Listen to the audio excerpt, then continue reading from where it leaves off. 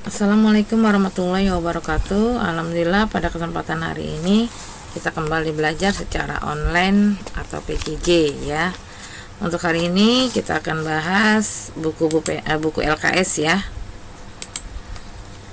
Di buku cetak kemarin kita sudah bahas tentang pelajaran 4 bersih itu sehat. Nah, sekarang yang kita akan bahas adalah di LKS-nya dengan masih pembelajaran 4 bersih itu sehat. Muatan KD-nya 3.14 memahami tata cara bersuci dari hadas kecil sesuai ketentuan syariat Islam ya. Siapkan LKS-nya, buka halaman 40 dan 41. Bersih itu sehat.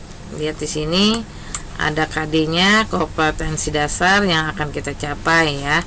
Oke. Yang A, mengenal arti bersih dan sehat ya. Bersih artinya bebas dari kotoran. Suci artinya bebas dari najis. Najis adalah yang menjadikan terhalangnya seseorang untuk beribadah kepada Allah, seperti terkena najis, misalnya terkena tanah, tinta, cat, dan ludah. Bersih atau suci dibagi menjadi dua, yaitu bersih dari hadas dan bersih dari najis ya.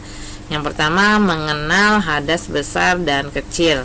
Hadas adalah keadaan tidak suci yang menyebabkan seseorang tidak boleh melaksanakan ibadah. Hadas merupakan sesuatu yang tidak berwujud. Hadas tidak berupa benda yang menempel pada tubuh, pakaian, atau tempat kita, tetapi keadaan diri kita. Hadas terbagi menjadi dua macam, yaitu hadas kecil dan hadas besar. Nah, kita akan bahas hadas kecil. Apa sih hadas kecil?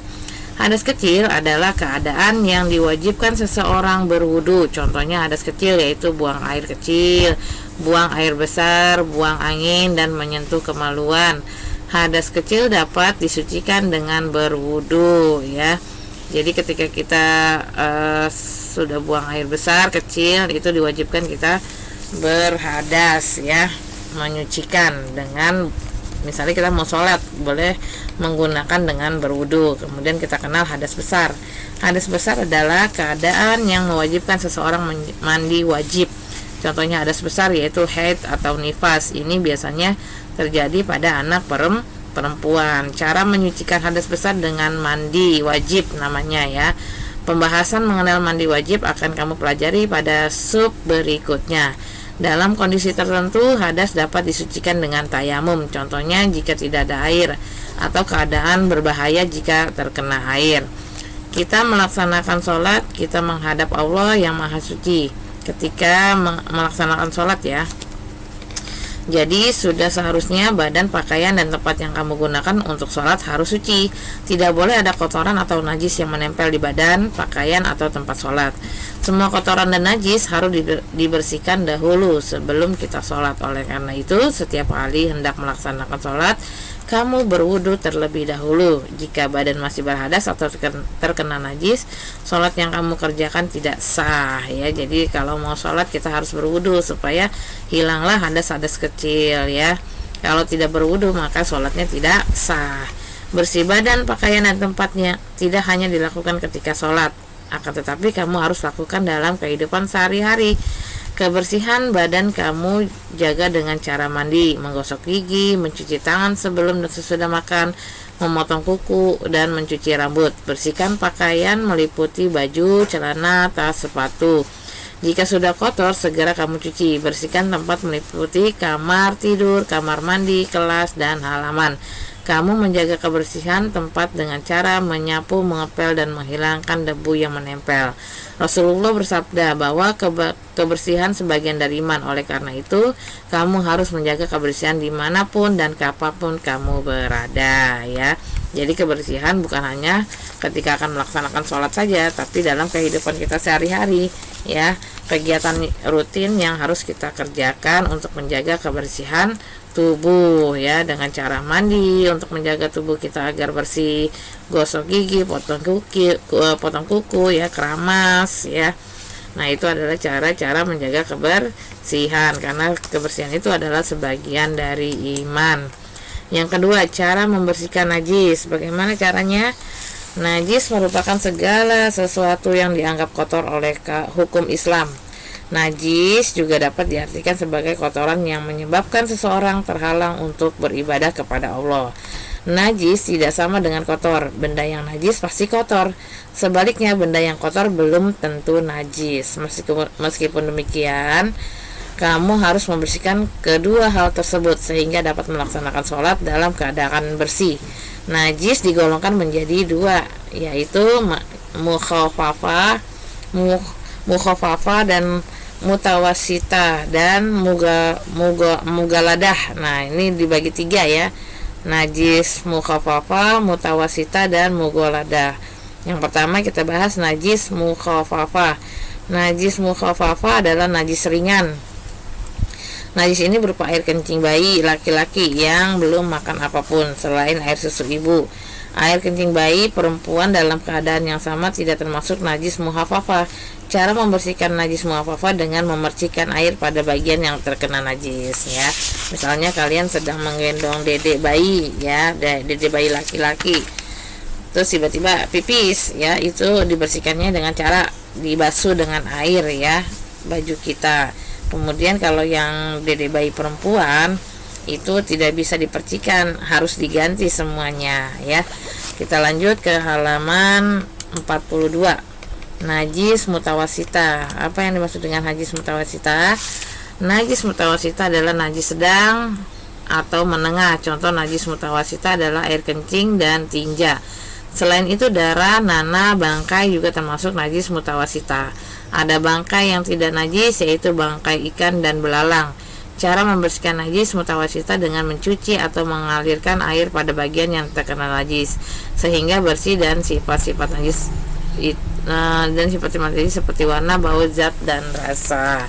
Ya, jadi ketika kita pipis ataupun berat ya, buang air besar, ini termasuk najis mutawasita. Ini harus dibersihkan supaya najis tersebut hilang warna, bau, dan zat rasanya ya. Yang C, najis mugaladah ya. Najis mugaladah adalah najis berat. Najis ini berupa jilatan atau air liur anjing. Benda yang terkena jilatan anjing harus dibersihkan. Babi juga termasuk najis mugaladah. Cara membersihkan dari najis mugaladah adalah membasuh atau mencuci dengan air sebanyak 7 kali ya, dan salah satunya dicampur tanah yang suci. Pada saat membersihkan najis, kamu menggunakan air mutlak. Contoh air mutlak adalah air sumur, air hujan. Ketika membersihkan najis, kamu mengguyurkan air di badan yang terkena najis. Jadi ketika membersihkan najis, bukan benda bernajis yang dicelupkan ke dalam air. Jadi ketika kamu kena jilatan anjing ya, kamu basuh dengan air sebanyak 7 kali dicampur dengan tanah ya. Paham ya, itu najis dibagi 3 tadi. Najis mukhafafah, mutawasita, dan mugaladah ya. Najis ringan, sedang, dan berat. Oke, kita lanjut. Aku senang melakukan wudhu. Kamu telah mempelajari cara bersuci dari hadas dan najis. Pelaksanaan bersuci harus sesuai dengan ketentuan agama Islam. Bersuci dari hadis dapat dilakukan dengan wudhu, tayamum, dan mandi wajib. Bagaimana tata cara bersuci yang benar? Mari kita bahas satu persatu. Wudhu, pengertian wudhu. Wudhu artinya bersih dari dan suci. Wudhu adalah salah satu cara menyucikan diri dari hadas kecil dan merupakan syarat sah sholat. Berwudu harus menggunakan air yang suci dan menyucikan. Di antaranya air suci yang menyucikan adalah air hujan, air dari mata air sumur, air salju, air embun, air es, dan air laut ya. Ini air suci mensucikan ya. Bu, boleh pakai sirup enggak? Ya, sirup itu air suci tapi tidak menyucikan, tidak mensucikan ya. Oke, nomor 1 syarat-syarat berwudu. Ini ada syarat-syaratnya, nanti kalian bisa lihat, kalian baca. Kemudian ada rukun wudu. Nah, rukun wudu adalah sesuatu yang harus dikerjakan saat berwudu ya. Meninggalkan sholat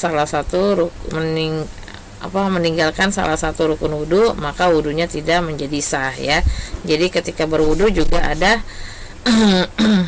rukunnya ya, tidak boleh terlewati. Kalau terlewati maka wudunya tidak sah ya. Sunnah wudu, kita lihat di sini sunnah wudu boleh dilakukan dan boleh juga tidak dilakukan, tetapi apabila dilakukan jauh lebih baik. Nah, ini sunnah-sunnahnya. Kalau sunnah boleh dikerjakan, boleh tidak ya. Kalau dikerjakan lebih lengkap rukun wudunya. Oke, lanjut ke halaman 44 dan 45. Hal-hal yang membatalkan wudhu bisa kita lihat ya, diantaranya hilang akal atau gila ya, keluar sesuatu dari dua jalan, yaitu kubul dan dubur. Tadi buang air besar atau kecil ya. Kemudian menyentuh kemaluan dan bersentuhan kulit antara laki-laki dan perempuan, ini yang membatalkan wudhu. Yang B, mempraktikkan tata cara wudhu. Ini kita praktikkan ya. Awalnya kita bisa baca ya. Yang lanjut ke hikmah berwudhu. Hikmahnya juga kita bisa baca. Nilai-nilai yang terdapat dalam wudhu kamu baca ya. Tayamum, sekarang kita masuk ke tayamum. Tayamum secara bahasa artinya menyengaja. Secara istilah tayamum berarti menyengaja mengambil tanah untuk menyapu wajah dan kedua tangan. Tayamum merupakan keringanan yang diberikan Allah Subhanahu wa taala bagi hambanya yang kesulitan mendapatkan air atau dalam keadaan darurat ya. Tayamum merupakan pengganti wudhu yang dilakukan menggunakan debu atau tanah. Debu yang digunakan harus ke dalam keadaan suci ya. Tayamum dapat dilakukan karena keadaan tertentu. Beberapa keadaan yang boleh tayamum sebagai berikut ya: tidak ada air, sakit, air sangat dingin dan berbahaya, sedang dalam perjalanan. Nah, ini boleh kita lakukan menggunakan tayamum ya.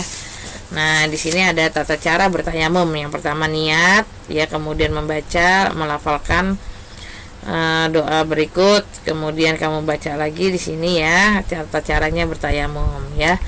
Kemudian halaman 46 dan 47, mandi. Mandi termasuk salah satu cara bersuci. Mandi adalah menyiramkan air ke seluruh tubuh. Mandi dapat membersihkan badan dari najis dan kotoran. Ini tadi kita sudah bahas ya, mandi sebelum sholat Jumat. Ini nanti kalian bisa baca lagi. Menjaga kebersihan dalam kehidupan sehari-hari ya. Islam mengajarkan kepada umatnya untuk menjaga kebersihan. Kebersihan sangat penting untuk diterapkan dalam kehidupan sehari-hari. Kamu dapat memulai secara sempurna setelah buang air kecil ataupun besar ya. Perilaku hidup bersih harus diterapkan dalam kehidupan sehari-hari. Kamu harus menjaga kebersihan badan, pakaian, dan lingkungan ya, karena kebersihan itu merupakan sebagian dari iman. Kebersihan pangkal kesehatan. Nah, tugas kalian adalah kerjakan aktivitas individu ya. Ini kerjakan halaman 47, dan ini juga sama, boleh kamu kerjakan secara individu ya. Di sini kan aktivitas kelompok, tapi nanti kamu kerjakan secara individu. Nah, pembahasan pelajaran 4 di buku LKS sudah selesai. Untuk latihannya tolong kerjakan di buku LKS halaman 48. Yang kamu kerjakan adalah pilihan gandanya saja ya. Halaman 48 1 sampai 30 ya. 1 sampai 30 di halaman 50. Oke, pembahasan kita sudah selesai. Wabillahi taufiq wal hidayah. Wassalamualaikum warahmatullahi wabarakatuh. Selamat pagi, semangat pagi.